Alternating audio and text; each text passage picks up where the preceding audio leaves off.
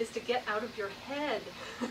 We have such trouble with this throughout our day because all day long we're in our head, right? You go to work, you're working with numbers, you're working with facts and figures, and you're dealing with people and personalities and blah, blah, blah, all this stuff going on. You're in your head all day long.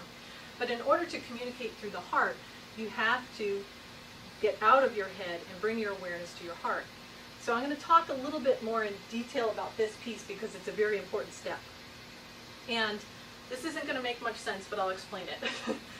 You have to create a separation in order to see that there is no separation. Okay, so it doesn't make sense at all, but let me explain it. You have, again, here's Eddie, poor little Eddie, still having a tantrum at 6 years old. Eddie's your child, and you still love Eddie, even though he's throwing a tantrum, even though he might be smashing your TV screen. You still love him, you're just not loving the behaviors. So what you have to do to get out of your head is, first of all, create that separation. You want to separate Eddie's behavior from who Eddie really is. Okay, so once you create that separation, you will suddenly see that there is no separation. That you and Eddie are connected, even though you're different, even though you think differently, or you process differently, or you look differently. There's no separation. They're all the same. So that's what I mean by you have to create the separation in order to see that there is no separation.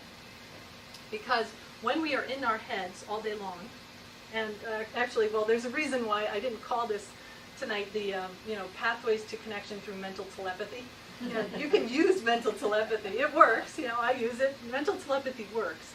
But you have to understand that when you're coming from your mind, you're coming from your ego. And we all have an ego. There's nothing wrong with it. It doesn't mean you're stuck up or you're arrogant or anything. It's just we all have an ego. It's a form of protection for us, for humanity, for our systems, our body, or who we are. We have to have that ego. So when we're communicating from their head, if I'm doing that, it's all about me, right? It's all, I want you to validate me. I want you to like me. I want you to tell me I'm okay. And I want you to behave this way because it makes me happy. I want you to behave the way I want you to behave. Okay, that's the me.